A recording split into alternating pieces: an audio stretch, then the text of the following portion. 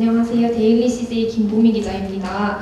오늘 학회가 되게 흥미로워서 제가 질문이 좀 많은데요. 최기용 교수님께 질문이 있습니다. 학교에서 편견 극복을 위해서 만남의 기회를 제공한다라고 말씀하셨는데 구체적으로 어떻게 진행되고 어떤 만남을 가지는지 질문드립니다. 네, 제가 이제 학기 시작 전에요. 지역사회 정신건강증진센터들이 있고요. 그다음에 사회복귀시설이라고 있습니다. 낫병원도 있고요.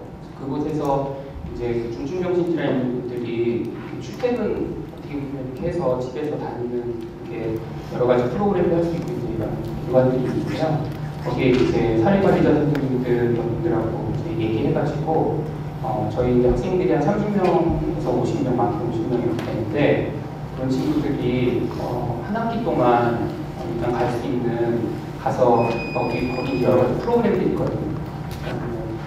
정신건강 서비스 관련된 프로그램들이 있는데 운동하기도 있고요. 아니면은 어떤 식단 프로그램도 있고 그런 프로그램에 이제 가서 일주일에 한 번씩 가가지고 거기 이제 대상자분들, 회원분들 만나서 같이 이렇게 활동할 수 있는 기회를 줄 수 있느냐.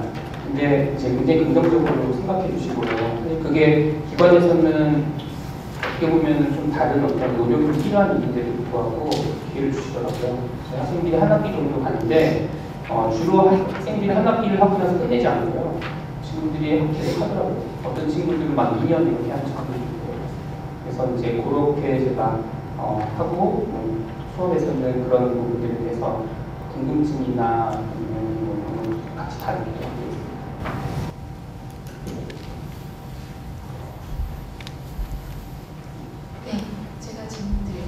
네, 저는 처음에 소개해드렸습니다만 한국 헬스 커뮤니케이션 학회장 나은영 교수입니다. 제가 관심 있는 부분이 그 음주와 그 폭력 그리고 음주와 정신질환의 관계에 대한 건데요. 아까 박 교수님도 말씀하셨습니다만 음주에 대해서는 굉장히 허용적이고 심지어 음주가 사회생활에 꼭 필요하다. 설문조사 같은 거 해보면 그렇게 응답하시는 비율이 높거든요.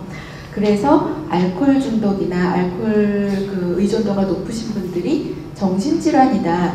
또 이렇게 또 생각은 안 하시는 분들이 많은 것 같아요. 그런데 음주가 폭력하고는 좀 관련이 있다. 이제 이렇게는 또 많이 동의하시는 것 같고요. 그래서 주폭이라는 말도 이제 있듯이. 근데 이제 최 교수님 발표에서는 이 정신질환보다 폭력성이 더 위험하다. 이제 이렇게 또 범죄와 관련성이 높고 이렇게 말씀하셨거든요. 그러면 분명히 음주에 대해서도 이제 우리 사회가 많이 좀 절제를 한달까요? 그러니까 담배는 끊어야 한다. 그래서 금연 이렇게 얘기하지만 음주는 끊어라 이렇게 얘기할 수는 없고 그래서 절주 이렇게 얘기를 많이 하더라고요.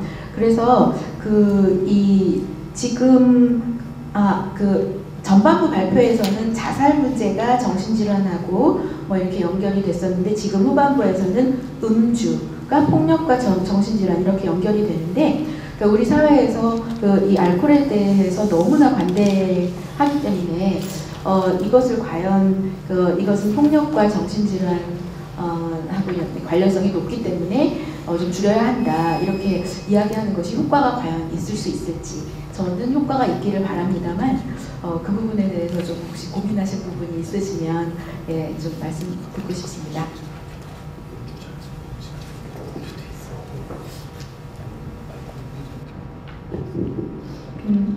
고민을 많이 해봤는데요. 아직까지 실용적인 방안은 별로 없는 것 같아요. 근데 보면 사실 자살을 하실 때 우울증이 있었던 사람이 자살을 하더라. 그래서 그런 식으로 보도가 많이 나가고 있는데요. 사실 자살했던 사람들을 보면 우울증을 갖고 있었지만 그 당시에 그러니까 자살했던 사람들의 한 36% 정도가 그 당시 사실 음주를 많이 했었어요. 그래서 음주와 관련돼서 판단력이 흐려져서 자살을 하는 경우가 있었기 때문에요. 이제 그러한 식으로 만약에 그러니까 그런 식으로 캠페인이 이루어진다면 조금 괜찮지 않을까라는 생각도 들고요. 사실 그렇죠. 음주가 되게 힘들게 사회적으로 어떠한 윤활유가 된다라고 많은 분들이 생각은 하고 계십니다. 근데 예전에도 보면 흡연이 사실 남자분들한테는 직장 생활에서 쉬고 싶을 때 나갈 수 있는 하나의 방안이라고 제가 들었었거든요. 그래서 조금 더 그러니까 저희들의 인식에 대한 어떠한 뭐 더 나은 캠페인이 있어야 될 것 같은데요.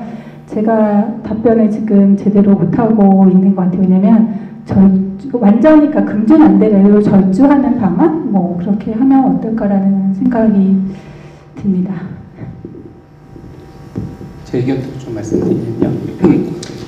아까 스웨덴의 연구에서 음주가 이제 공병이 됐을 때, 그러니까 물질 중독, 이 물질 사용 장애가 이제 공병이 됐을 때 폭력의 성향이 올라간다고 결과가 보고되어 있습니다. 근데 이제 거기 미국이나 이제 그런 데는 사실은 이런 물질 사용이 우리나라보다 폭이 넓습니다. 음주만이 아니라 음주는 다른 약물을 하기 위한 관문이 되는 거죠. 그래서 술을 먹으면 그 다음에 이제 다른 것들을 하게 되는 여러 가지 일이 되는데요. 그래서 조금 더 복잡하긴 하지만, 근데 이제 저는 이게 음주라는 게 굉장히 복잡한 이슈이다라는 생각이 들고요. 그래서 아마 다 고민을 하시는 것 같은데, 우울한 사람들 같은 경우에 사실 우울한 사람들이 술을 먹는 이유가요, 자살 시도를 하는 거랑 비슷하게 고통 때문입니다.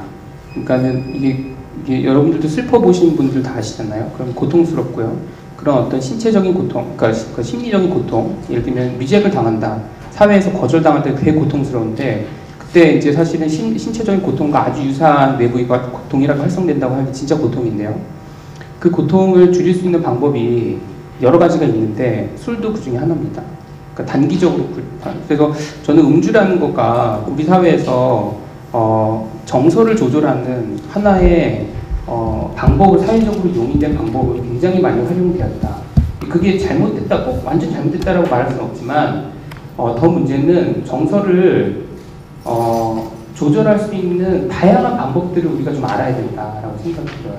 그래서 내가 예를 들면 너무 속상할 때 할 수 있는 내가 감정을 이렇게 보듬을 수 있는 방법들을 좀 알 수 있다면 사실은 사실 그런 게 이제 음주 이런 중독이 있는 분들이 굉장히 치료에 대해서 저항적이고 안 하려고 하는 이런 부분들도 있고 그걸 인정 안 하려고 하는 부분들이 있는데, 이제 그 고통들을 인정해주고요, 이해해주고, 그 다음에 이 사람들이 그 고통들을 다룰 수 있는 다양한 방법들을 알게 되면은 사실 음주라는 방법이 그런 어떤 자기한테 해를 주고 가족들한테 해를 주는 이런 방법들 위에 다른 것들을 쓸 수 있지 않을까 그런 생각이 들어서 저는 어떤 사회적인 캠페인의 측면에서는 다른 선생님들이 더 많이 할 것 같고요. 저는 약간 심리학자로서 그런 말씀드립니다. 다른 질문 있으시면.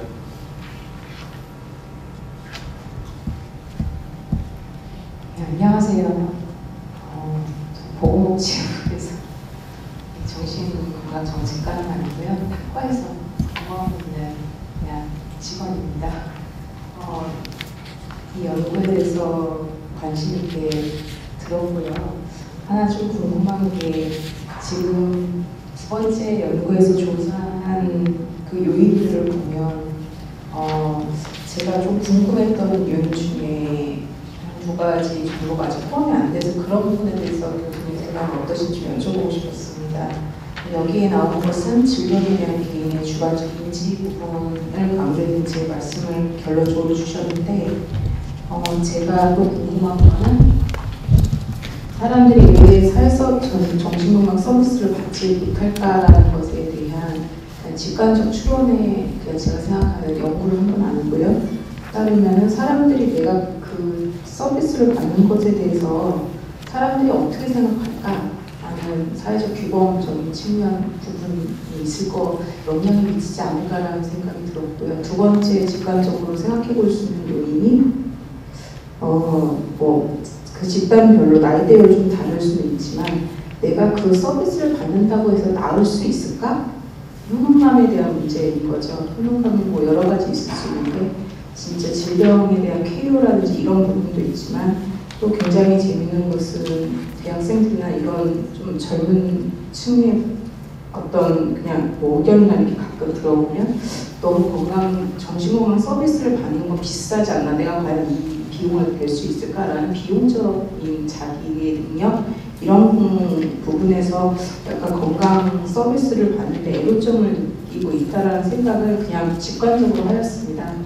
그래서 혹시 이런 개인의 주관적인 질병에 대한 인지 말고 혹시 이런 부분에 대해서는 연구를 하실 때 혹시 고려되지 않았던 혹시 뭐 이유나 아니면 추가적으로 생각하시는 부분이 있으신지 궁금합니다. 지금 말씀해주신 그 내용들이 사실은 이 연구에 담아지면 좋겠는데요.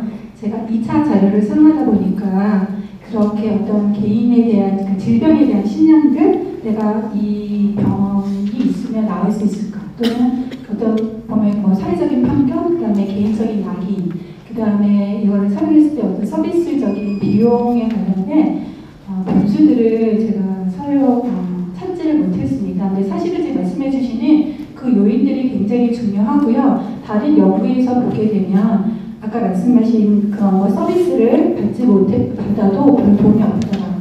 그러한 것들이 중요한 요인으로 밝혀져는 있습니다. 하지만 저는 자료상 특성상으로 그 변수들이 없어서 포함을 하지 못했습니다.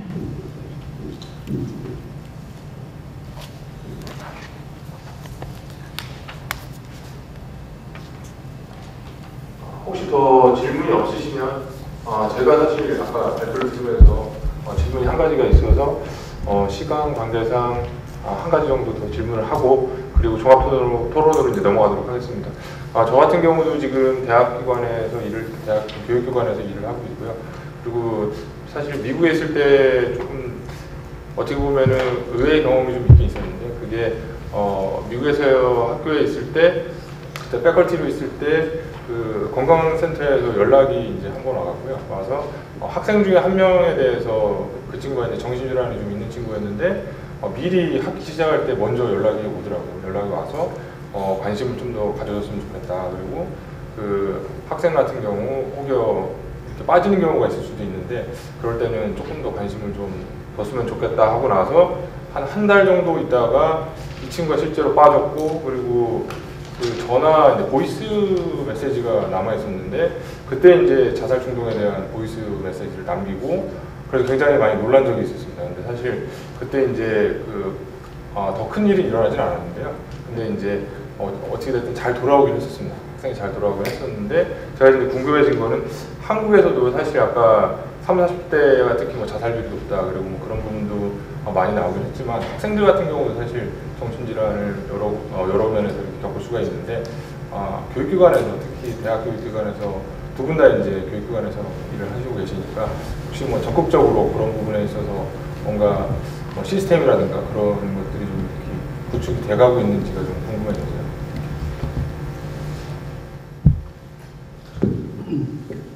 제가 지금 곧 고려대학교의 학생 상담센터장을 하고 있는데요. 지금 주신 질문과 아주 맞는 일을 하고 있습니다. 왜 그러냐면 지금 말씀하신 대로 학생들이 정말 정신건강에 대한 문제들이 있는 친구들이 많은데 특히 요즘에는 외국인 학생들도 되게 많이 늘어나고 있거든요. 근데 이 친구들이 타향에 와가지고 이렇게 살다 보니까 스트레스 더 많을 거고요. 그러니까 당연히 정신건강에 대한 이슈들이 이렇게 생길 수밖에 없는데 그러니까 지금 저희들이 상담 케이스를 봐도 위기 케이스들이 점점 증가하고 있어요. 그러니까 자살에 대한 시도를 하겠다든지 위로. 그래서 지금 더 큰 문제는 학생들이 안 와요.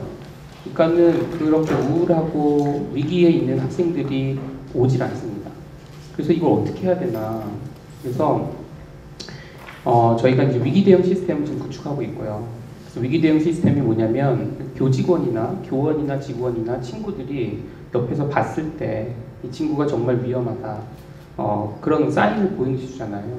그럼 이 친구들을 기관에 연결해가지고 어떤 그 검사를 받을 수 있고, 그다음 케어를 받을 수 있는 어떤 그 루트를 만들어주자. 그래서 저희가 그런 지금 위기 대응 시스템을 만들고 있고요. 그거 하면서 이제 고대 이제 의료원이랑 같이 이제 그런 그렇죠. 바로 이제 약물 치료나 이런 부분도 이렇게 할 수 있도록 지금은 뭐 3차 기관 막 이런 것 때문에 막 다른 데로 보내야 되고 그런데 그런 부분들도 연계해가지고 제가 서비스를 좀 할 수 있게 만들려고 노력하고 있습니다.